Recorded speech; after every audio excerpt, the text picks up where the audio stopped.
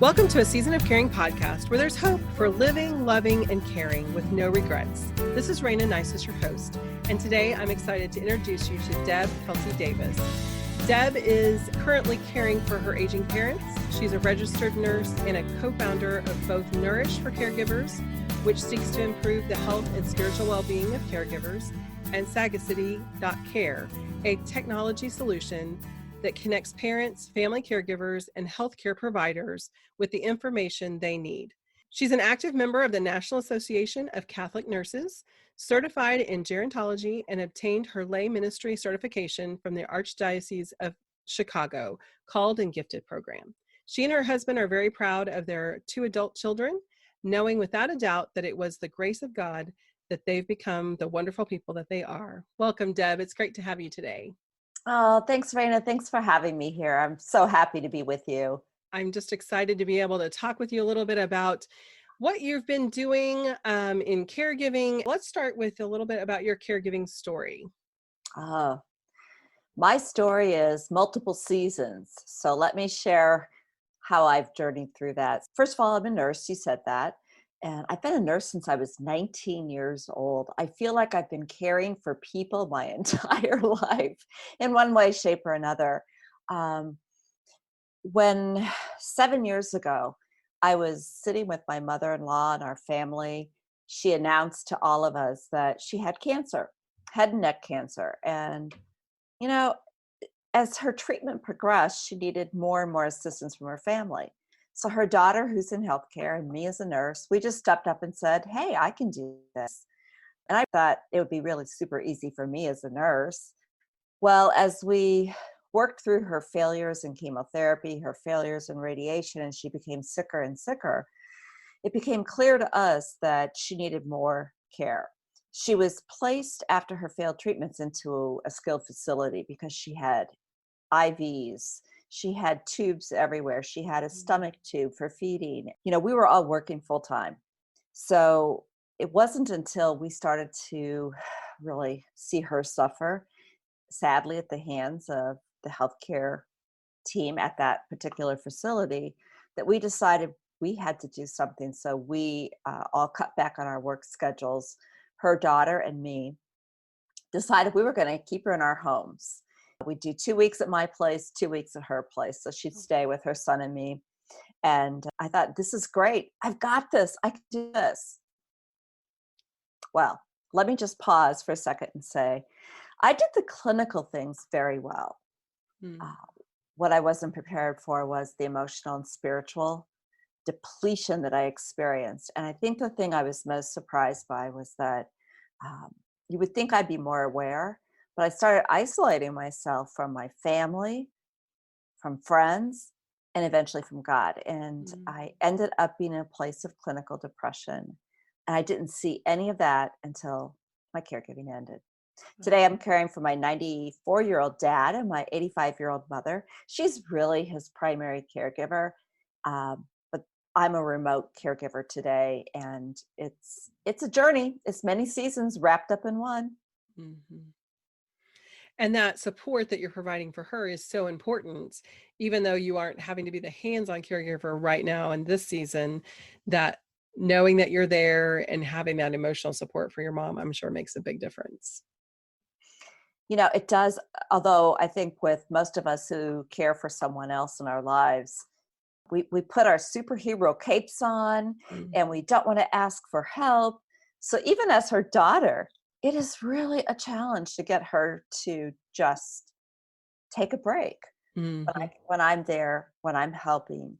So I know I did the same thing.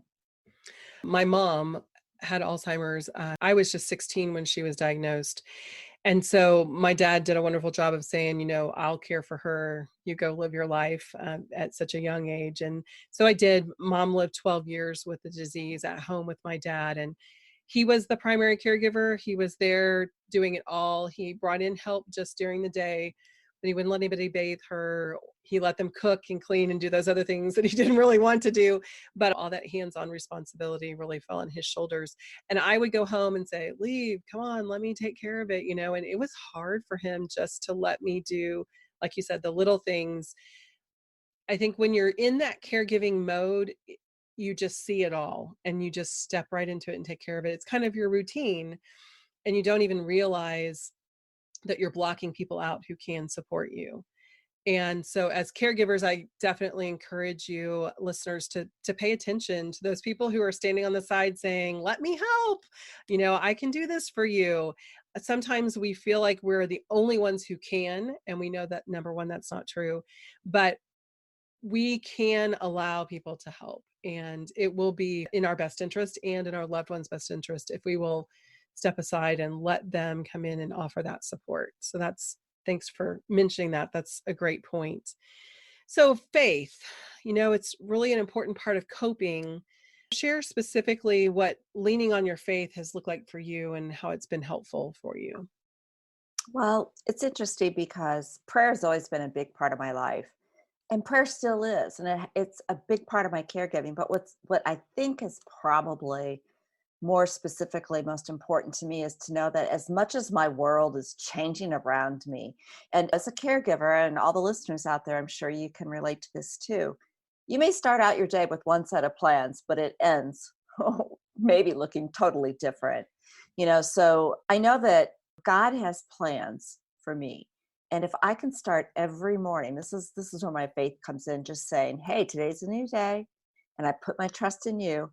And I know that if I in the morning set out with a few things that I hope to do, and I look at the end of the day where God took my day, all of a sudden my trust begins to build more and more confidently each and every day, because not only do I see the surprises that have come into my life, but I realize that with everything swirling around me, that God is there. I really do focus on gratitude and assessing that gratitude by what did I not expect to happen in this day that came into the day that I could never have planned for. And oh my goodness, there's a number of blessings that you can uncover each and every day. And that's how my faith carries me, because I'm perhaps stopping enough to take a look at it at the end of every day. I love that. And in this moment of time in history, wow. I mean, we are in this constant change with this virus that we're trying to deal with, not just as family caregivers, but just in this craziness of the world today. And being able to stop and say at the beginning of each day, "Thank you, Lord, for the gift of today, and help me to see you in the midst of it."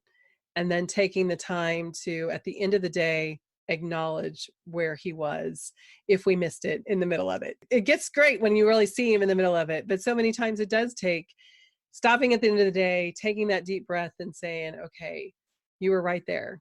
Even if it was, I burned lunch, you were right there. That it kept it from being worse, or helping me to find something else, or whatever happened that day. With the virus in this time right now, it's such chaos. And I think as caregivers, in some ways, we're a little more equipped to handle chaos because it is where we live on a regular day. But there's more pressure on top with everything else that's happening. Oh, there certainly is. And I think, right now there's a lot of people who are, really commenting on how caregivers may just well be the most well prepared people out there to deal with this virus, because in truth, a lot of us, I know for myself, I've been isolated as a caregiver. I've had to deal with changing days every single day, the world almost changing underneath your feet. Not necessarily every single day consecutively, but it happens. So I think I'm a lot more calm right now during this state of frenzy, if you will, simply because of maybe the gifts that came from my first season of caregiving and now caring for my parents. It's the faith, putting the release and trust in God, and recognizing what I can control and what I can't. Definitely. And that is such an important exercise almost daily of going, "Okay, my hand is open. I can do the things I can do, and the things I can't do, I just need to let go." And that is definitely part of what caregiving does for us when we are willing to learn to stop clenching on so hard. I think human nature for some reason is to hold on to that so tightly. Yes. And Learning to care means that we have to let that go. We aren't in control of it all. And the more that we understand we aren't, the more that we can put our eyes on who is. And there is such peace and comfort in that. So, one of the things as a caregiver is just learning to say no. And that is a hard thing to do, as well as learning to say yes. So, where does yes come in with your no's? Oh, let me tell you, first of all, just so everyone knows out there, no is not an easy thing for me to say at first. It only came from probably crashing physically, mentally, emotionally. And I realized that by saying no to certain things, I was actually saying yes to myself or yes to more present time with, in the case of my parents right now. I look at no as a complete sentence, number one, and I look at it as honor and dignifying myself and realizing that there are only so many things I, as a human being, can do in any given day. And I would challenge, everyone else out there who's listening. We sometimes put too many expectations on ourselves, and good is good enough. I think that sometimes saying no also means that you're giving someone else, you were saying this earlier, Rayna, it's giving someone else the opportunity to say yes. And even if they don't jump up and say yes, you can ask them to say yes. You can let them know, not so much to ask them as you're delegating, but to let them know, I'm worn out. I just can't do all of these things. And say, can you help me with? And put it out there. And there's so many graces in that. Because I know for myself, as someone in my first season of caregiving, I was wearing that superhero cape and I felt like I did have to do it all. And what I realized is that I was denying my brother at the time of the blessings of him experiencing some of the things that I was receiving. But because I wasn't letting him do too many things, because I felt like I had to do it all, he was missing out on that. It is so important to realize that when we do it all, we are robbing others of the opportunity to be a part of it. And there are so many amazing memories and blessings and growth opportunities in the caregiving season that we really should be willing to share those.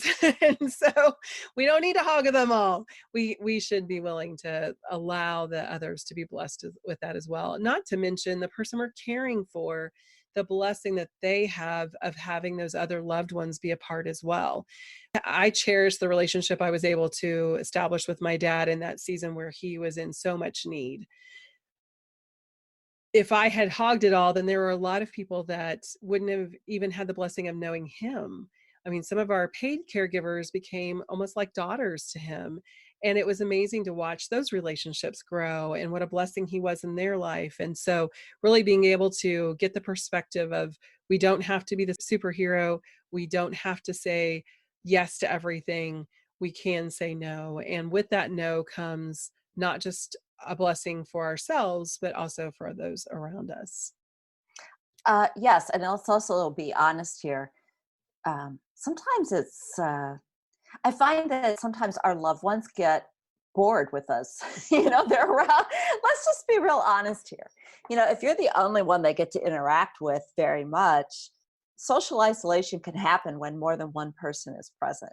Mhm. So it's a really important thing to give them the opportunity to interact with more than one person. Give them that gift of being present to so many others and the gifts that other people can give that maybe we don't all each have so many gifts that there's nothing left for someone else to give. I agree completely. I often tell people I'm really not very fun. I have my own kind of fun, but I'm not like a fun kind of person. And it was always so neat to watch my dad interact with those caregivers that were just fun and lighthearted. I mean, they were just goofy, and I'm not goofy. And so I might be goofy for a moment, but it's not coming from me. It's me joining in.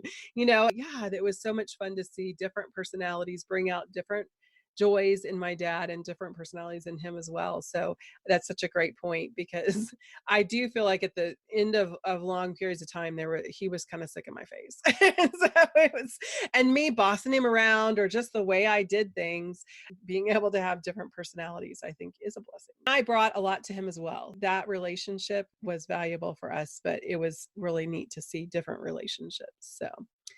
So what words of wisdom would you pass along to someone who's in the middle of their caregiving season right now, and especially in the middle of this crazy time? So it's not unique. It's not something I came up with. There's a phrase out there, one day at a time. And I think that what I didn't do my first season of caring was really think about just one day at a time and know that all I had to really focus on was that. I would get so wrapped in knots about the things I didn't do the previous days, or all the things that I was worrying about. They hadn't happened, and many times they never did happen. So I would say try as much as you can to live that one day at a time. And also don't get caught up. So I have two things I'd like to share. The other is I'm a doer and I'm a task list maker, and I love to check things off. Try to hold yourself back and carve out some time. Maybe you don't get some of those things checked off, but as I love the Bible story about Martha and Mary. I'm a Martha, but find some time to just sit down, stop what you're doing, and just be there. Even if there's no words, just be present in the room. It's amazing how much eyes can communicate, how much a light hand and touching can communicate, as well as a smile. And I found that right now, when I'm with my parents, my dad appreciates that a lot more than any of the words or any of the swirling around I'm doing to get things done. So just try and remember that. It's a hard balance, because the things have to get done. And we know as caregivers, the medication has to be picked up and the pill box has to be filled and the food has to be done. And there are all of those things. But the moments of the presence really are the things that we cherish, especially once they're gone. And so from that, thinking of that, I know you have one season that has ended. Share with us any wisdom you have with that as far as coming to the end of your caregiving season. I've always been, I wouldn't say afraid of death, but I never really, even as a nurse, I would join people as they were, moving towards their death. But I think it's different when it's someone close to you, when it's personal. And so I was always afraid of, how do I help someone transition in a holy way from where they are here with us into the hands of God. And I would say that I learned a lot from Eva. That was my mother-in-law. She taught me so much. She also taught me that it doesn't have to always be serious. So I love how you were talking about your relationship, Rayna, with your father. Right before, as we were in hospice, and right before she passed, I painted her fingernails this fuchsia pink. She never wore nail polish. And at first she was like, what are you doing? What are you doing? I go, no, let's do this. You look cool. I painted her nails. And as the hospice folks would come in and out, she'd raise her hands to show them. And she would laugh. Even though she had stopped eating and she was so weak, that gave her something that still helped her to retain maybe her dignity, the fact that, we're alive and we're living up to the moment we're not. And after she passed, I remember before her body was removed from our home, looking at her nails and just recalling the laughter and the fact that, we prayed together. There's many things we did with hands together in those last days and weeks. And I'm thankful for that. So I just, however it is for you personally, if you need to, get support, hospice was wonderful for us. They helped us spiritually to open up during that time, but look at it as life-giving as you're walking towards the end. I frequently say on this podcast that my heart is to help people walk their parents all the way home, and then to have a life to walk back into once that season's over. So important and so hard to do. In the midst of it, it feels like holding on to them is the most important thing. And I know for the years that I took care of my dad with Alzheimer's, we knew an end was this is where we're going. But sometimes the journey's so long, 14 years, that you don't know when the end is coming.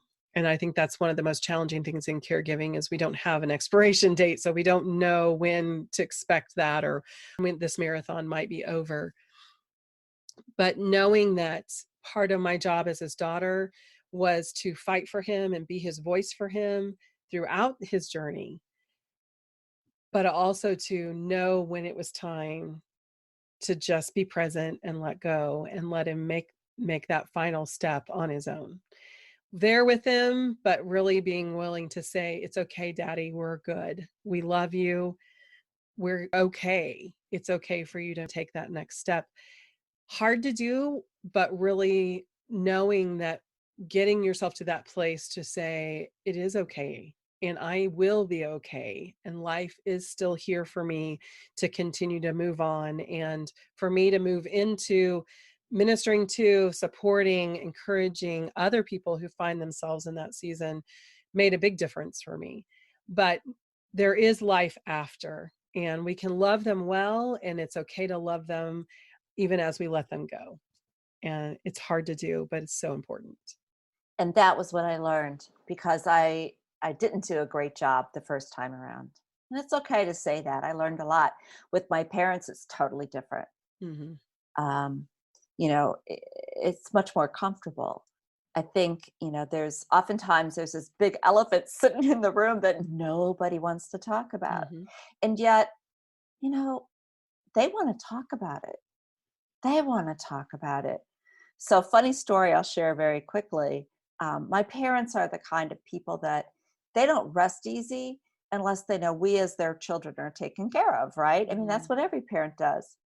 So guess what? Last year, my dad with his walker, my mom out there, we went to the cemetery to get my plot. Wow. They have their plots. And I said, you know what? I need to get my plot. And they had so much, I hate to say this word, fun, but we were laughing, we were talking, and the gentleman who was there helping us thought, this family is bizarre. But what it did was, my parents know now. They don't have to worry. And the only requisite I had there, because I was asking about proximity, because I knew where my parents were. And the gentleman said, well, don't you want to be? I said, no, my mom, I'm sure, will continue to just yell at me every time. So I need to be a little bit further away. And we were laughing about that. But, humor is such a big part of dealing with the things that aren't so easy sometimes to deal with. So it's a very different journey I'm on right now with my parents because of what I learned from Eva. Well, thank you so much, Deb, for joining me today. And I'm just so excited with the things that you've shared. I know our listeners have had an opportunity to really pick up some great things that they can put in their pocket and think about how to do this journey and how to learn from it, how to say, okay, I've blown it, but I know more now than I did before, which is such an important lesson. I wanted to close today by just sharing a little bit about Nourish and some of the things that we're doing with this season with the virus and all the things that were locked down and our meetings, our regular scheduled meetings. Nourish is a national program that has churches throughout the country that meet regularly to offer support to family caregivers. And we're not able to meet right now because no one's able to get together right now. And so you guys have stepped up and are offering some wonderful support. So we'll share a little bit about what Nourish is doing. Sure, absolutely. So we're doing house calls, old-fashioned house calls, although we're using technology to make that happen. One of the things that, because people aren't able to get together face to face, we're taking advantage of technology to gather people every day. Time-wise, I'm going to mess up the time zones, but it's 11 a.m. Eastern, and I'll just stop there. When we're getting together, we're spending an hour together. either by phone or on video, whatever you're comfortable with, but really a chance just to connect, spiritual nourishment, and as well just to share. There's so much that we can gain from that, so much support we can gain from that. And Rayna, thank you for being a part of that.